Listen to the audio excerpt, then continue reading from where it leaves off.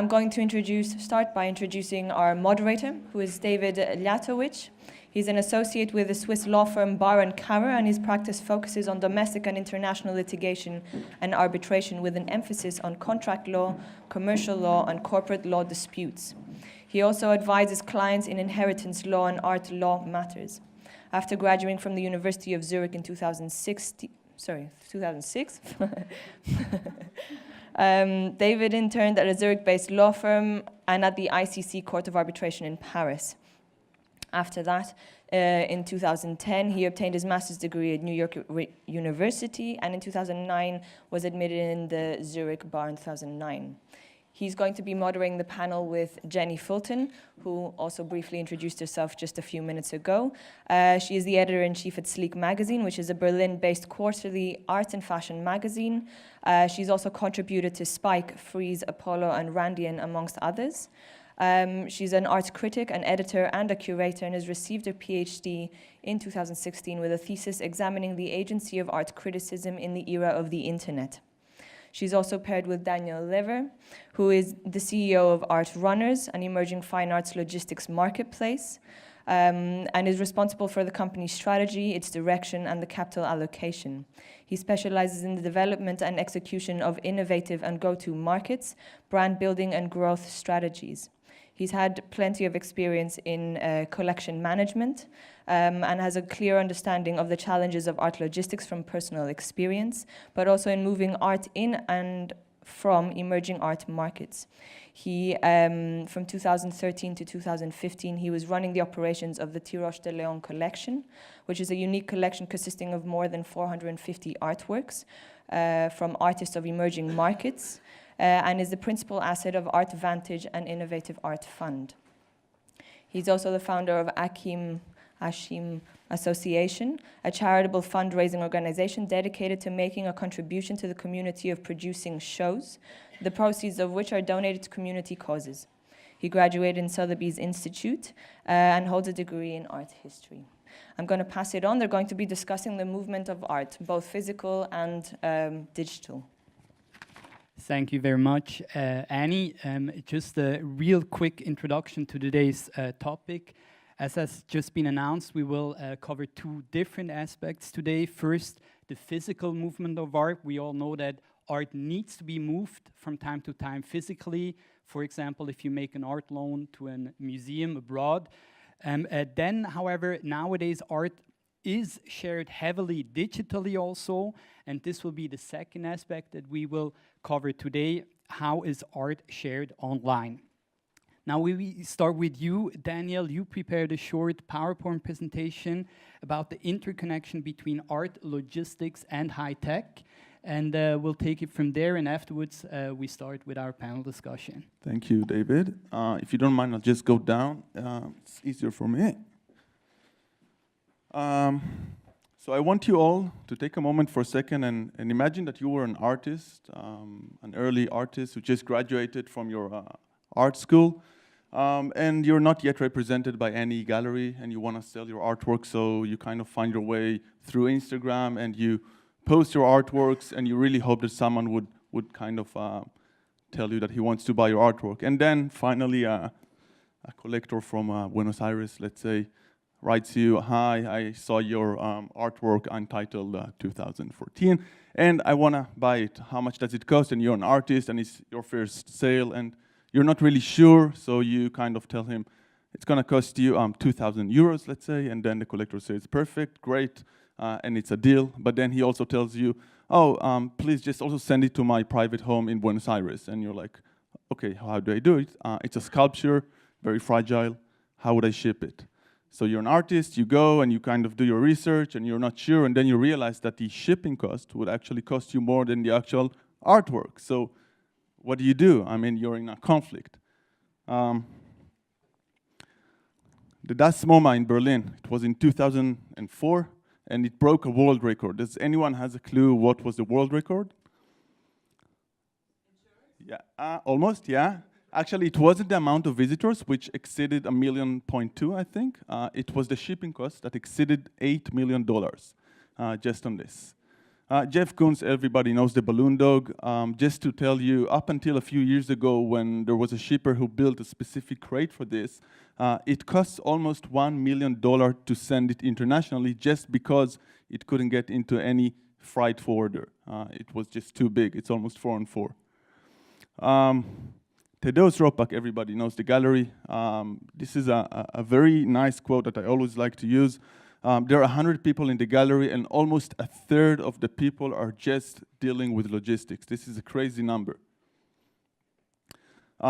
As David said, my name is Daniel. I'm CEO of Art Runners, and we're developing an art logistics marketplace. I'm here to talk about a topic that is not the most sexiest topic, logistics, obviously, but I think it's very relevant to everybody in the art industry. Obviously, art is moving. We're in a market of $56 billion, and we have 36 million transactions. Think how much shipping and packing involved in 36 million transactions. So obviously, the art market, is increasing rapidly, but the logistics is kind of lagging behind. We have tons of public art spaces just, in China in the last 10 years.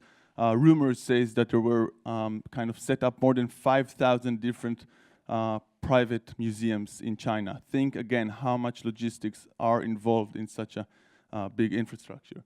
Art fairs still account for over 40% of the gallery's income. And if you look at a gallery who has to think if they want to participate in a certain art fair, I can tell you that shipping would more or less account for 60 to 80% of their expenses. So if they could also just save it by a few percentage, think how many more art fairs they could participate. Also on the online aspect, we know that 32% of the buyers are kind of concerned about the logistics, while 61% of the buyers would really want to get more information before acquiring certain artwork regarding the logistics. In every industry, there has been set up a marketplace, an online marketplace. So we see it on the taxi. Obviously, we have Uber, and we have Airbnb on the hotels, Expedia in the flights, and Amazon on the consumer goods side. But we are here kind of to do a new thing in the art sector, and that's why we set up 2.5 years ago Art Runners. After I was very frustrated, we will expand on this a little bit later. And the idea is basically to create a marketplace that connects between all the different art participants, be it galleries and museums and auction houses and museums, with defined art logistics service providers. So shipping companies and packing companies, insurance, storage, restoration, everything you need in one place, very easy. That's it. Thank you very much, Daniel, for this short introduction to the topic. Now, maybe we can take a step back first, and you can explain us a little bit what negative experiences were as a collection manager when it came to logistics, and where you see potential for high tech or technology to actually improve the situation that you experienced.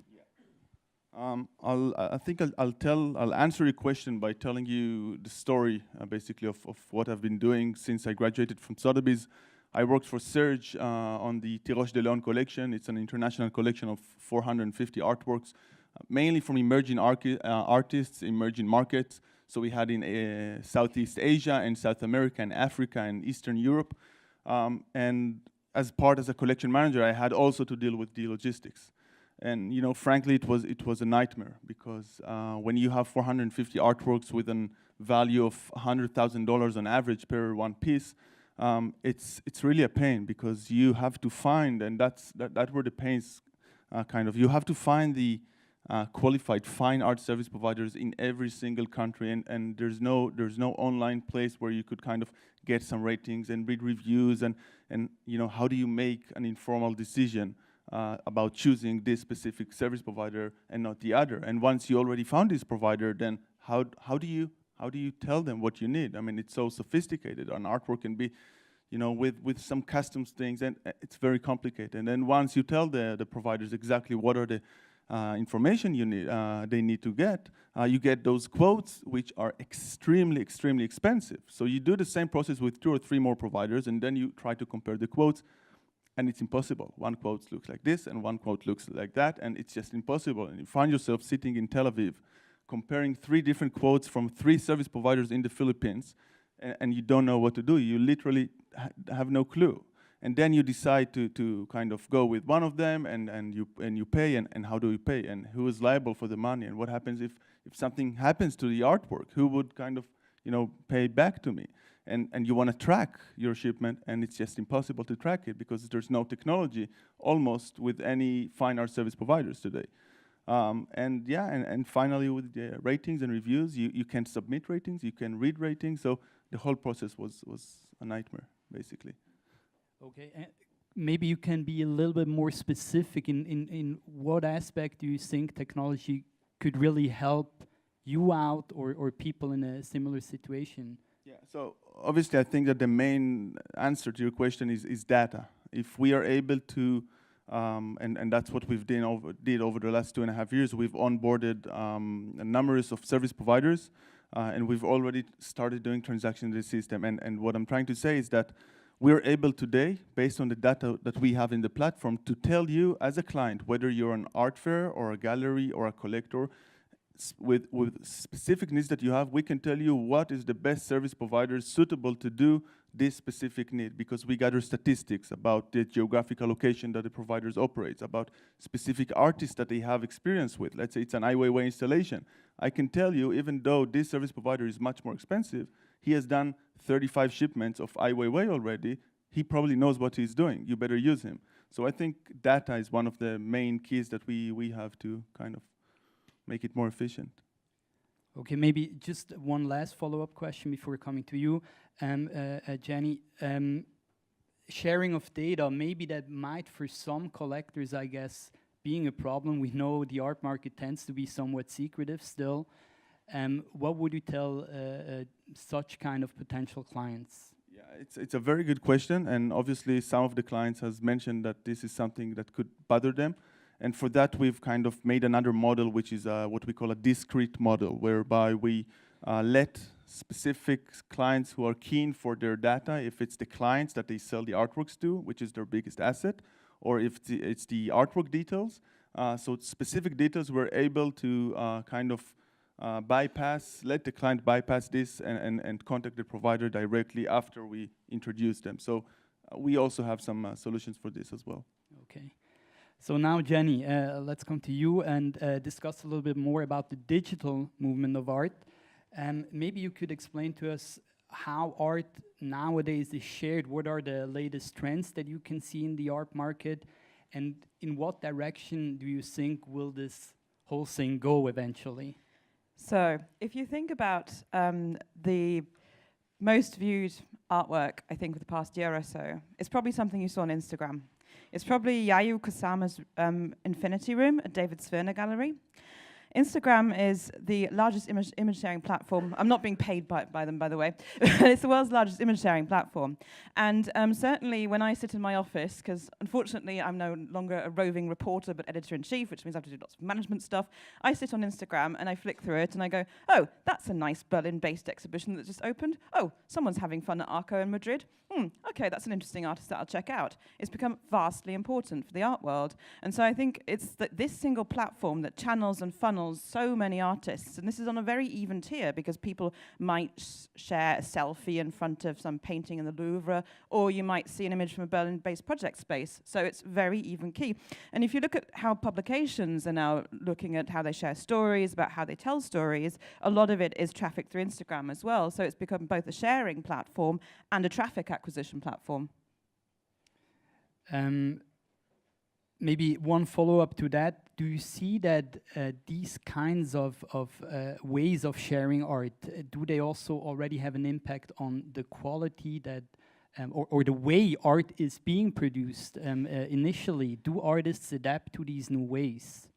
I think there was definitely a movement towards it in about 2012, 2013, as part of the much vaunted post-internet art movement, and certainly people like platforms like Disc Magazine were playing around a lot with the idea of the Insta Square, how to best produce for this like small square. Certainly brands optimize for it, definitely. But I think in art we're kind of seeing a rejection of this now. I think there's this object-oriented ontology-based movement back towards the real object, the real experience, this kind of romantic idea. So I think we've almost gone past peak Instagram, if you see what I mean. Yeah, that sounds interesting. Now, one more question before going back to you, Daniel.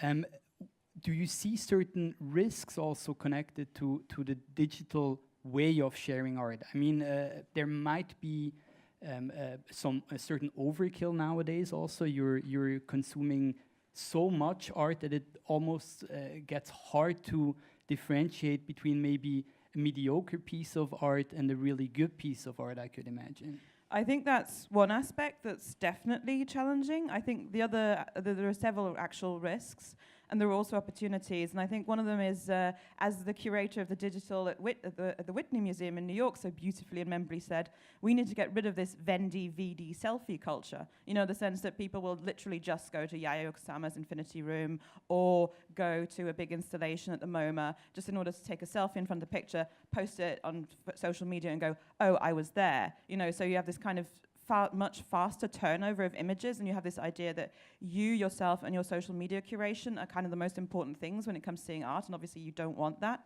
On the other hand, you do have this very democratic, very shareable platform whereby if you see someone in your circle of friends, in your network going to a museum, you might, you know, go there, and it's a kind of soft acquisition, and you might go to the museum or the gallery because you saw something on social media and because you saw something on the web. Daniel, you explained us before the combination possibilities of tech, art, and logistics. Maybe you could dive into a little bit more and explain to us what that impact might be on different art market stakeholders, such as museums, galleries, etc. Of course.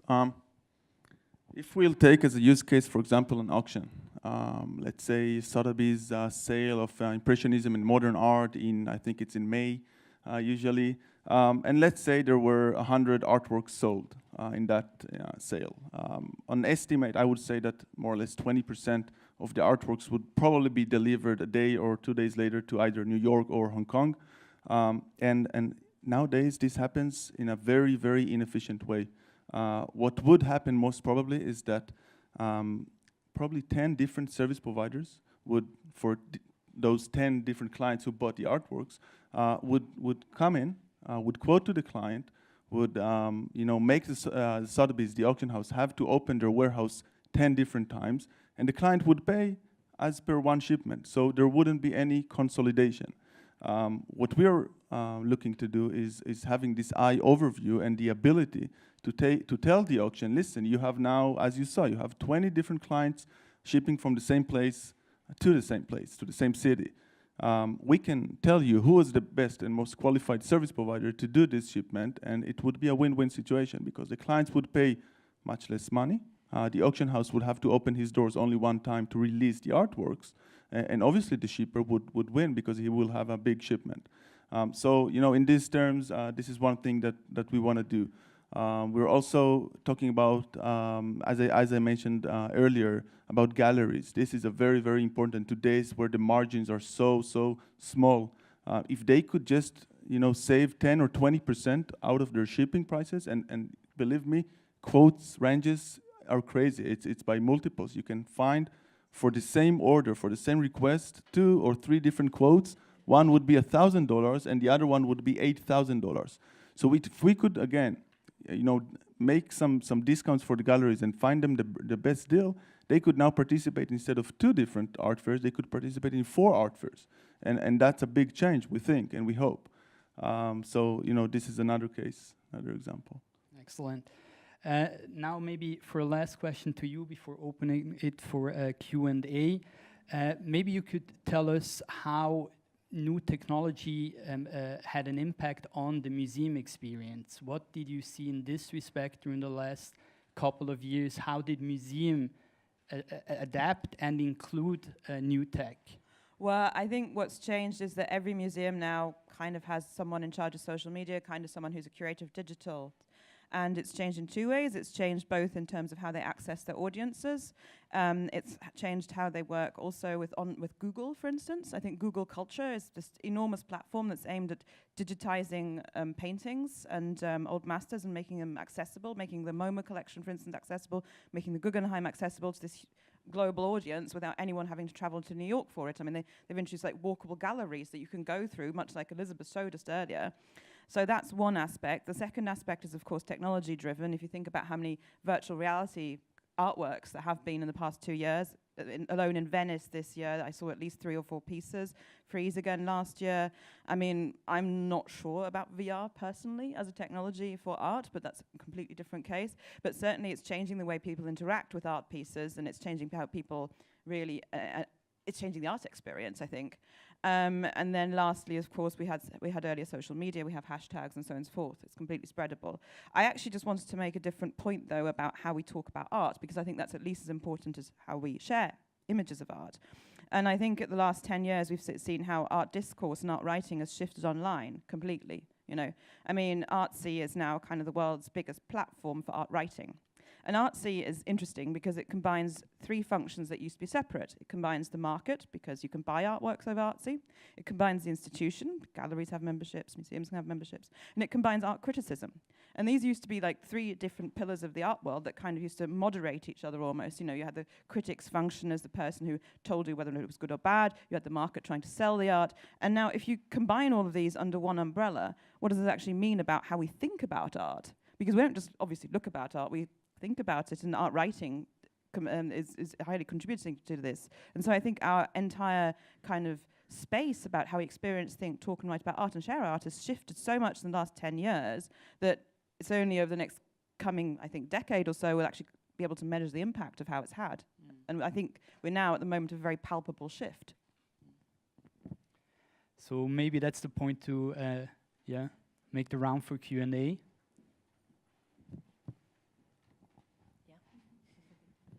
Thank you. I have a question to you, David. Having a vast experience in you know, moving artworks cross-border, but also, for example, for certain collectors in Europe to move a whole container of a wine collection from LA to Austria. How do you guarantee, because you said that you're going to tell your client, look, he's the best, you have to use this, or you not must, but you we recommend. How do you then are kind of covered, insurance or in the law terms, if something goes wrong?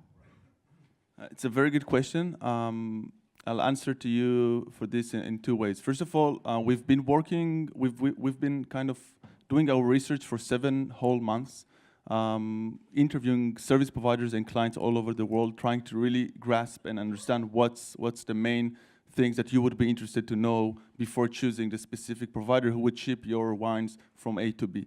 And we've created a vetting process whereby each and every service provider who wants to be part of our network has to answer a 60 questions vetting questionnaire, basically, where we ask questions about his accreditation, his experience, insurance liability. We use a third-party insurance company who helps us vet the liability that this provider would take. But we're not binded legally. So, I mean, we're not, us as a marketplace, we're not liable legally, meaning you will contract with the certain service provider, but we're able to learn your specific needs and requirements. For example, you can tell us you're more into the pricing or for the quality or for the direct experience or about rating, and we can kind of digest everything with the algorithm and tell you this is the provider for you. So, we're not liable, but we can really tell you based on the statistics that we gathered, this provider has done already 54 shipments with wine in Central Europe, then you probably use him, he knows what he's doing.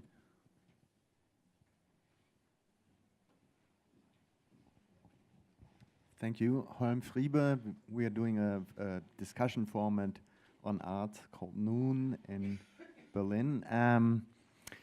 And I'm wondering, for some time, there used to be a pretty optimistic vision of what the internet could do to cultural markets some 10 years back ago, called The Long Tail by Chris Anderson, and it suggested that by busting the bottlenecks of the bricks and mortar markets, a lot more from the niches could really become viable economically, and the hits would lower down basically, and I feel that this is not actually happening. I think Charles Saatchi surely wanted to cash in on that with his big gallery website thing where everybody could put his stuff online, but it's just like drinking from a fire hose. And do you feel, or do you have data about that this long tail idea is happening, which fosters ever more variety and makes it possible for artists to really cut out the middlemen and stuff? Or is there a polarization in the market? That's a really good question, because I think the answer to both your questions is yes, sort of. On the one hand, the cutting out the middleman, I know of a lot of artists who sell directly from their Instagram accounts. So that's really a thing. And it's a thing that also the LA collector, Stefan Simkowitz, was capitalizing on when he was using his Instagram account to funnel artworks and artists to other collectors.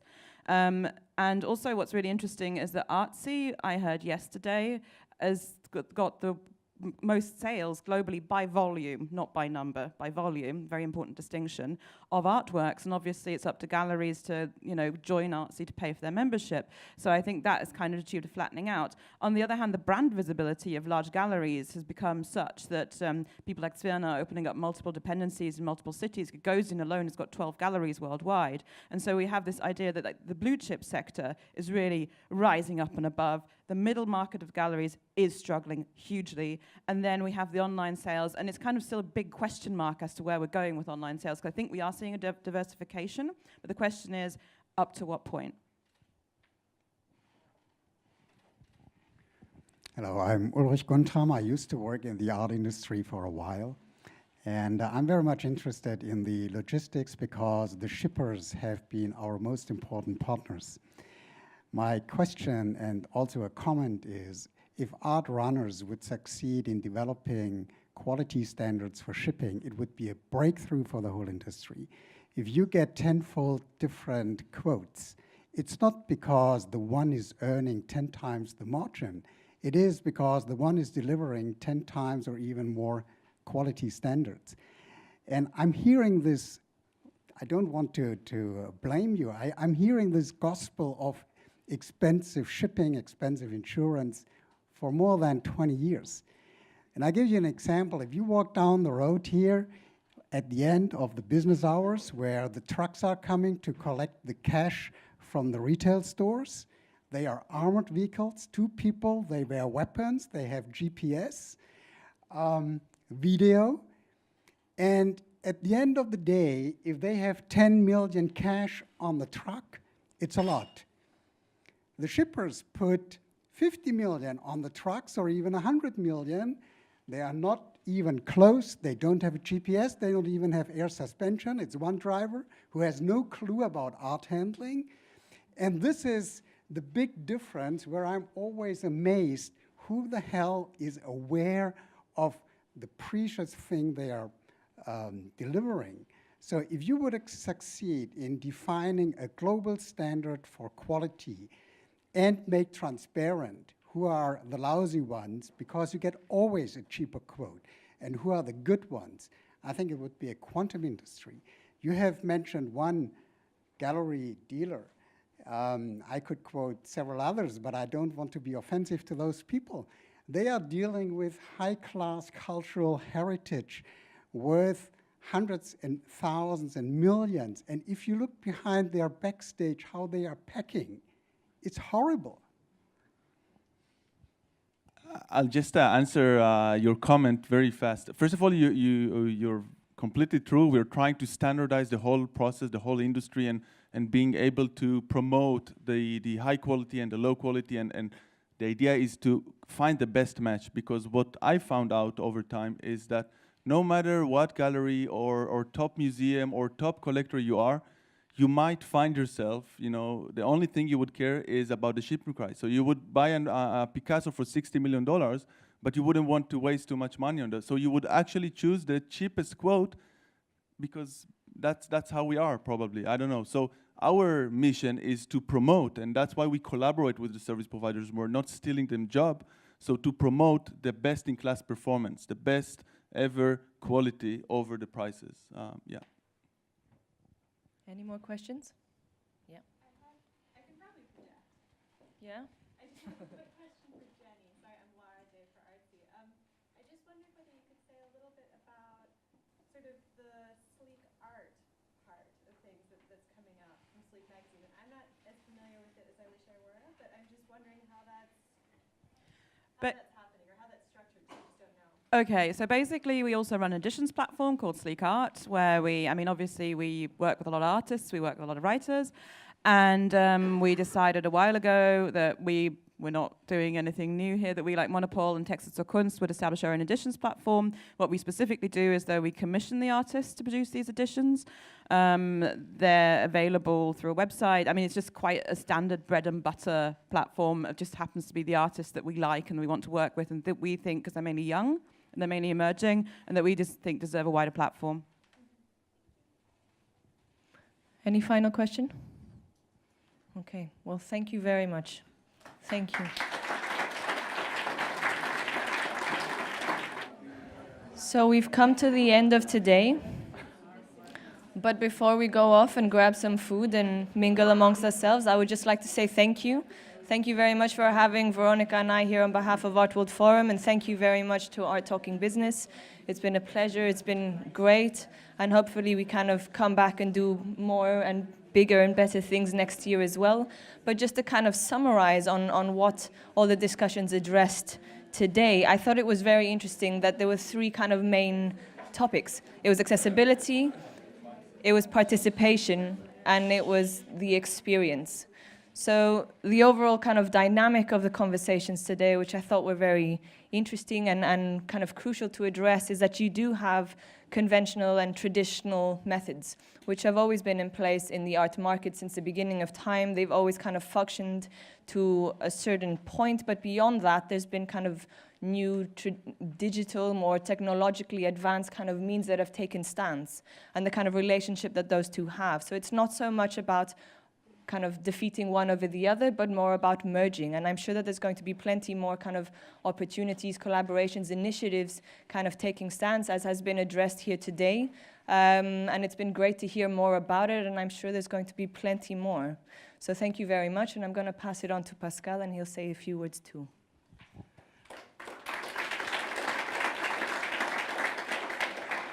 Thank you, Annie. I couldn't have put it better, so I let it like it is. I think the only thing I might add is, as a word, the hub. The hub is also a very important point that was in all of these very excellent positions present, I would say. So let me just finish also by saying thank you. Thank you to our association partner. I think it was a promising start for us, and we are eager to continue this line in our program, I can say, without analyzing in a thorough way. And thank you also for all the panelists. And I have a little present for all of you, the catalog of our last exhibition on Daniel Richter. He did it in March, and I would ask you to come here on the panel for a group photo all together, and give you the little present. Thank you very much.